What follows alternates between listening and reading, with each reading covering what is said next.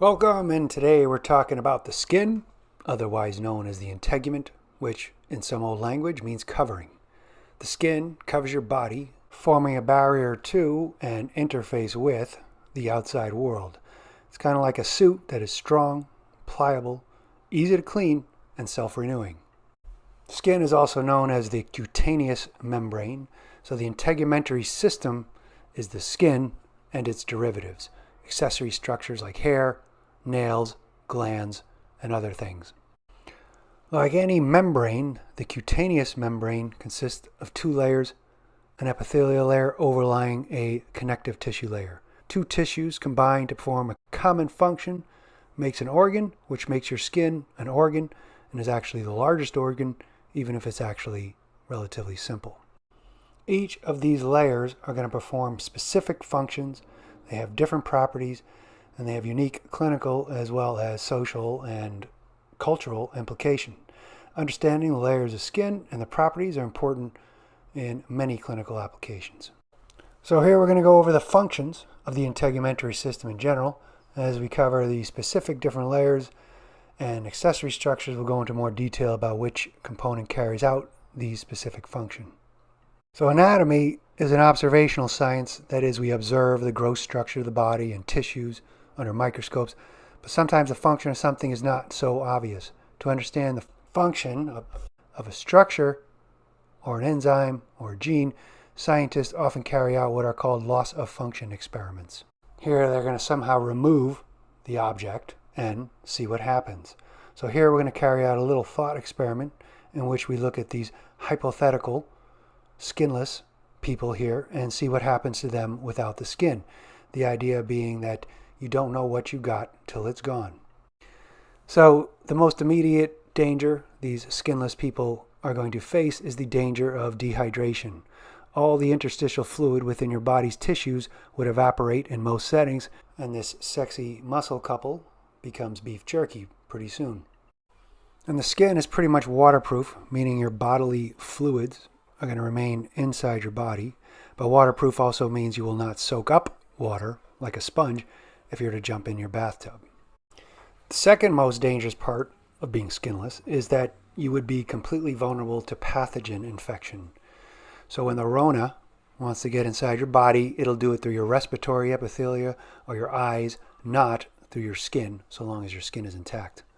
And in all seriousness, these two factors, dehydration, pathogen infection, constitute the most serious emergencies seen in third-degree burn patients when they've lost a significant area of skin. So the other protection that skin provides is against physical abuse, protecting underlying soft tissue from abrasion, bumping, scrapes, and cuts that would damage delicate blood vessels and nerves underneath.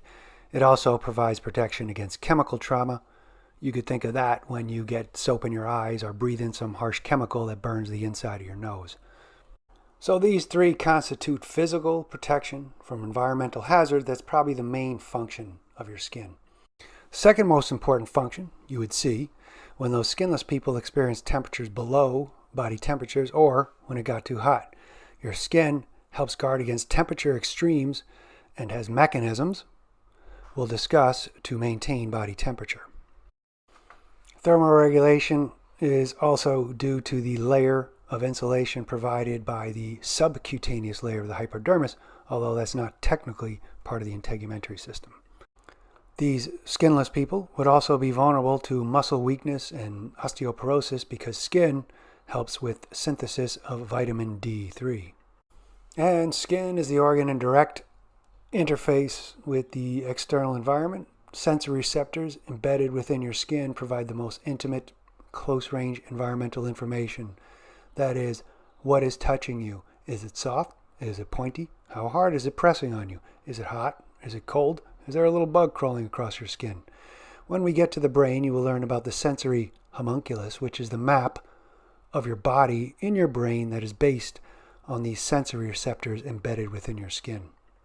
And last, you do excrete some toxins, excess salt, urea from your skin, although not as much as some people who are trying to sell you expensive things would make you believe. The vast majority of that leaves your body through the urinary system. So these are the functions of the integumentary system overall, and as we get to each specific layer, sublayer, and structures, I'm going to relate their structure to that particular function. All right, so like any membrane, the cutaneous membranes, we have an epithelial layer here called the epidermis. The epidermis has 4 to 5 sublayers. These are layers of different cells located at different depths of the epidermis, and each sublayer has a specific role in the various functions of the skin that we discussed. And then underneath we have the connective tissue layer called the dermis, and the dermis has 2 sublayers, and these are based on the location as well as the type of connective tissue. So the thickness of your skin is going to vary around the body, and that's usually associated with the type of protection required. For example, just compare the palm of your hand with the back of your hand to give you an idea of that. The skin also includes these accessory structures embedded within the cutaneous membrane. So considering your skin is typically thinner than the width of your pencil eraser, the numbers here are pretty impressive. For every square inch of your skin, you have 65 hairs of different types, at least where you have hair. You also have about 650 sweat glands, helping you to cool off, as well as sebaceous glands to moisten your skin.